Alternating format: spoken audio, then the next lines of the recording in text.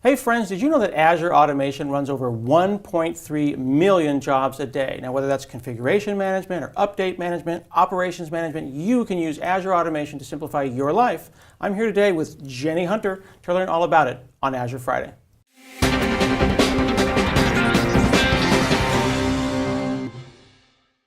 Hey friends, I'm Scott Hanselman and it's another episode of Azure Friday. I'm here with Jenny Hunter. We're going to talk about Azure Automation. It's been out for a couple of years and there's a lot of new features, always updating things in Azure Automation. Yes, definitely, and we have a lot of cool new things to show today, so I'm excited to be here. Thanks for having me, Scott. And you brought me some demos and I love demos. Yes, I brought all demos. So I want to kind of start off showing the Azure Automation dashboard. This is your hub for just kind of automating, orchestrating, and managing your hybrid environment. So to start off, you can see some of the jobs that you've run in your environment. So you see this little donut that shows you that some jobs may have failed, been suspended, or completed, and kind of gives you that rough percentage. And is the word job and runbook are those the same thing or are they different things? So they're different things. A runbook is your script that you're running, and a job is an instance of it. So you trigger a job, which is one set of that runbook that was set off at a particular time with particular parameters. Okay, so then 97 jobs have ran in the last 7 days of varying levels of success, but that doesn't tell me how many runbooks that those pulled from. Correct. Okay, that makes sense. And you can always delve more into the job section of the resource menu in order to see more. Okay. So overall today, I'm going to give a brief overview of Azure Automation. So looking here, we're split into 3 core areas, which are configuration management, and this is how do you control the desired state of your environment? How do you get to where you need to be, and how do you know what you have currently? So for that, we have things like inventory, change tracking, and desired state configuration. Now you're saying desired state configuration, which is kind of declarative, like I want it to be like this, figure it out. And then scripting, which is more procedural, and Azure Automation doesn't care. You can do both? Yep.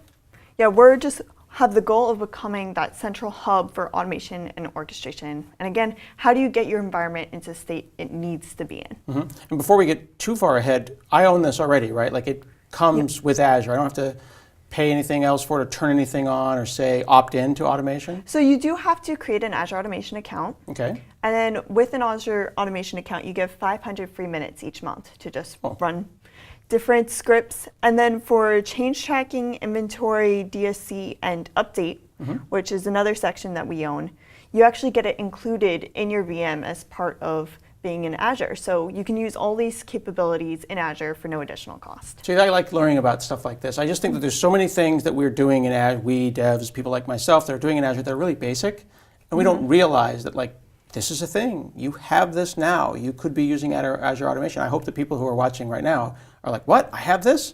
I can turn this on today. Yeah, and what's cool, we get a lot of publicity around update management because there's really nothing like this quite in Azure yet. And so we're really filling this new niche where you can deploy, both assess and deploy patches across your hybrid environment from a single pane of glass. Nice, very cool. And then what I'm going to be focusing on mostly today is this process automation side. So how do you orchestrate across your environment and kind of bring everything under management? Okay. And so to start off, since we mentioned it a moment ago, I'll just show you fast the job status. So this is where you can go to kind of see what jobs are running, where were they run, what runbook was run. You can filter it down if you want to see specific runbooks. Today I'm going to go though into runbooks and show you one of our cool new capabilities. And it is Python. So this is currently in public preview. Okay. So anyone watching this can try it out today. All right. This is Python 2 and allows you to run against Windows or Linux. So if I just go ahead and start this, I can say, oh, I want to run it in Azure. So that's where we spin up a sandbox on our backend and you don't have to worry about any setup. Okay. And it would run against a Windows container. Or I can select hybrid worker. And this kind of highlights one of our other new capabilities, which is the ability to assign an agent to your machine. Okay. And we had this previously available for Windows, where you could run scripts against your local Windows machines. Okay. But we've expanded this to Linux now. So here you could see I have a Linux hybrid worker that I had named HRHEL, so that's a Red Hat Enterprise Linux machine. Okay. And I could input parameters. This is different from PowerShell in that PowerShell is strongly typed, so you know exactly what parameters you're putting where. Right, right. Whereas Python, you get a list of arguments. So I could type like, hello, Scott. And then I could put like 1, 2, 3 here. I see, positionally, right? Yep, and it gives the positional parameters, and I could go ahead and kick that off. So, well, And that's running, to be clear, that's running in the context of my VM or outside the context? it is running in my VM. So my VM sees this as just being a local script. And that's the hybrid worker? Yep. And do I have to have Python installed? What if I don't have my machine set up in a great place where it can do the things that I want it to So do? for Linux, Python generally comes with the box. Okay. But for instance, if I wanted to run this against a Windows machine, I'd first have to make sure that the Windows machine had Python installed. Okay. So I could go ahead. So I see the job status is completed already. But I'm going to go ahead and just kind of show you what we're running. So this is a Python script. And I could see that it gets me the number of arguments, prints out my arguments, shows me my Python version, some data about my machine. And then it's going to do a really simple HTTPS GET request, just kind of show me the response to that. Okay. So I'm going to go back and look at my output.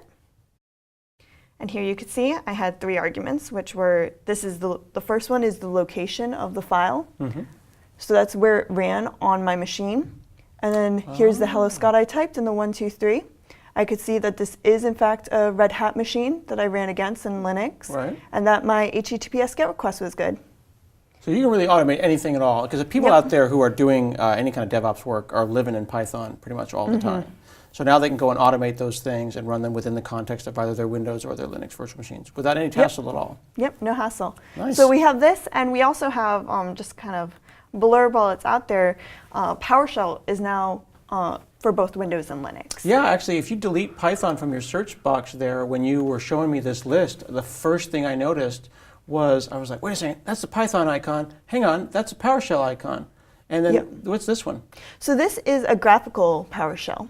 So this That's allows you cool. to kind of visualize PowerShell and what's going on there. So I could just click onto this, or probably want the other one, but basically what it allows me to do is kind of see the connections between the scripts. Oh, nice. So right, each because of- it's a pipeline. Yep, so each of these boxes represents a command line. So you still have to know PowerShell. It's still technical, but sometimes PowerShell just is easier to work through if you can visualize how everything's connecting. And this kind of helps a lot of people who aren't standard programmers but are trying to get in, and they just think differently than standard developers do.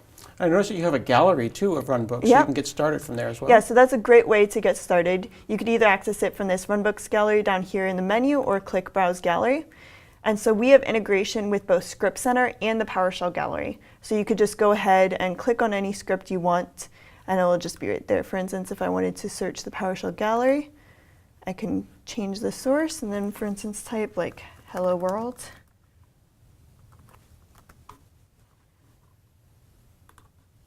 Oh, that's cool. I just saw Jeffrey Snover go by there a second ago. There's hello world. Do screens, look, save a screen as a JPEG, like all kinds of things. Really, you have full control. And all you need to do is press this import button and it goes straight into your automation account. Do I have to worry about security at all? Like any random user, any contributor to my account can do this, or do I have to have a special permissions to be able to do this? So you can give people only read access so that they wouldn't be able to add new runbooks. But if they have contributor access or higher, then they can add new runbooks, they can run the runbooks. All right, cool.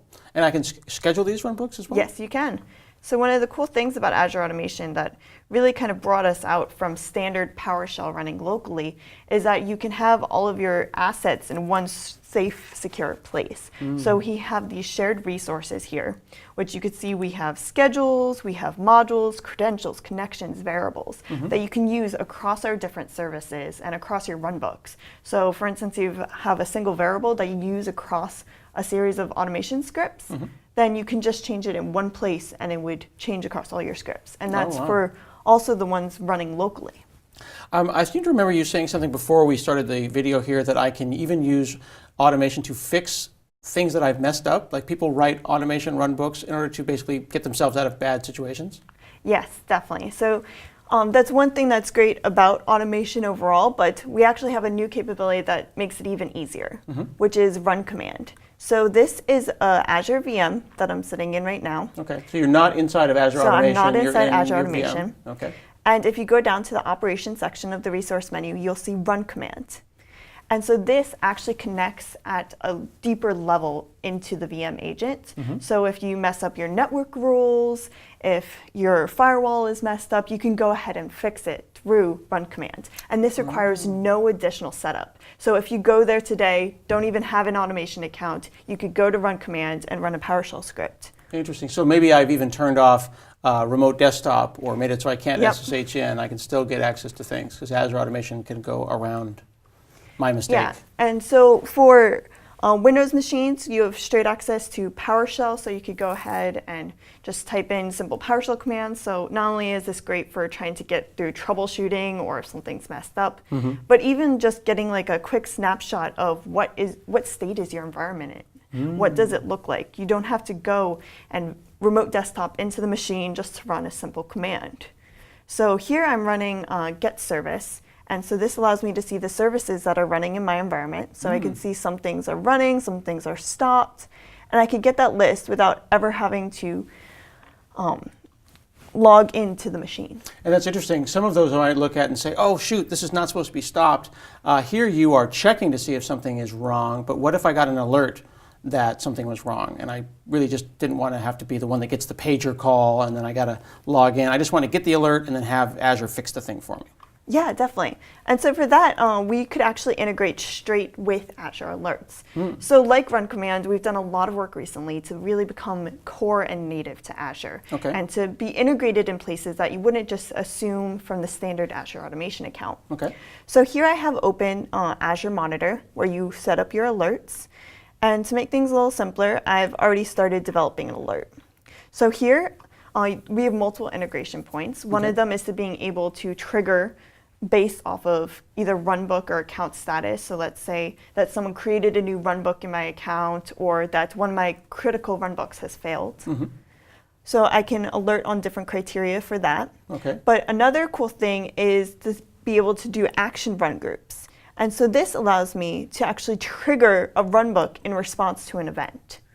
And so from here, you can see that I've added my resource group and I'm creating my action group. And so I've selected a runbook, so a generic Python runbook in this case. But if I want to, I could use any of my custom user runbooks, or I can select a built-in runbook. So these are available to anyone just straight out of the box. And so you can choose any number of actions for your VM to just in response to a trigger from an alert. And all of this can be part of a group of actions. So I could say, this thing happened, restart the VM, text everybody, send an email, and turn on the lights. Exactly. Very cool.